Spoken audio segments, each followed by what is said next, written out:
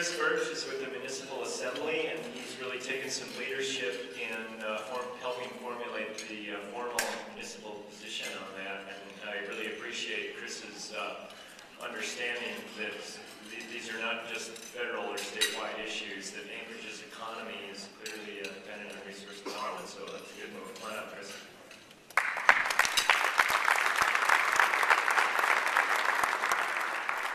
Thanks for this opportunity to speak to you this afternoon. How many were out there for the march this morning? Put your hand up. Wow. We had about 200 folks. Paul Laird and a megaphone is a powerful thing. Yeah, really good. It's my honor and privilege to represent South Anchorage in the Municipal Assembly. And I work at NANA Development. NANA is keenly involved with oil and gas development in Alaska, and frankly, Anchorage is an oil and gas town.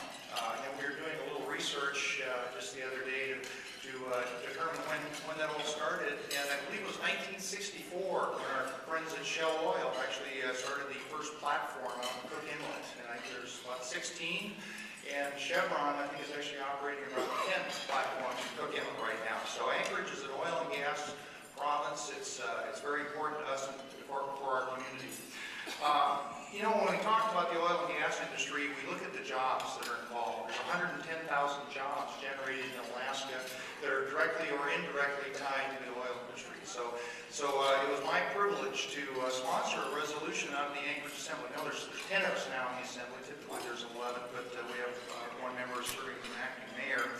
And what we managed to do is we unanimously approved a resolution supporting outer continental shelf oil drilling in the state. Is that good?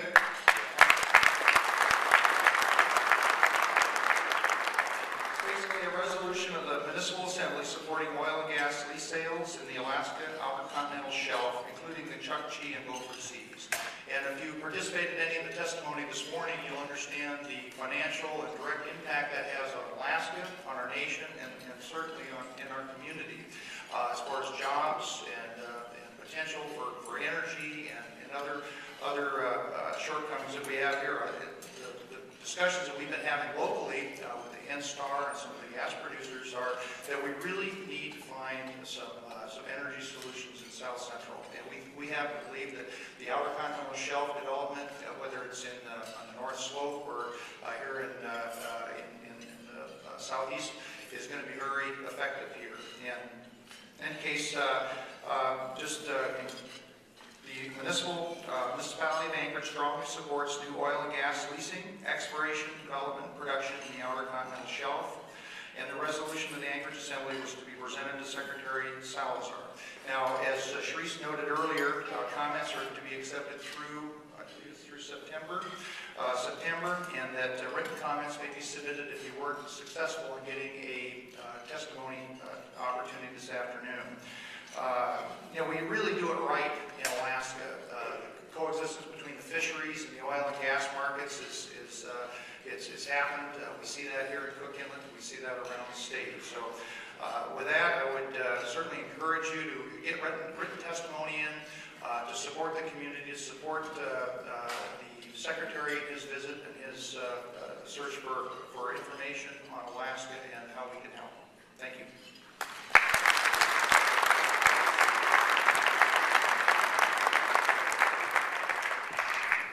Thanks, Chris, and thanks to all our speakers today. We appreciate it. Just one more announcement, and I'll let everyone finish their lunch. But when we were talking about that this isn't an either-or thing, that we can protect the environment and develop our resources, I wanted to announce the Tileson Award nominations. I see Kate Trolls here. Hi, Kate. If you're not familiar with it, the Tileson Award is a collaboration between RDC and the Alaska conservation community to recognize projects or organizations that uphold the win-win that we can have, where we can develop our economy and also protect and enhance our natural resources and our conservation values in the state. And so if anyone has any ideas, or if anyone wants to suggest maybe nominating the outer continental shelf as a possible recipient of the award, It's wide open, and May 15th is the deadline. Jason, is there a link on our webpage at RDC? So if you go to the RDC webpage, you can get more information. And if you work for a company or an organization that you're familiar with that's done an exemplary job of holding up both a conservation ethic and good commitment to developing our resources, we'd appreciate seeing those. Last year, the award went to the Alaska Board of Forestry, which I happened to sit on, but it wasn't rigged.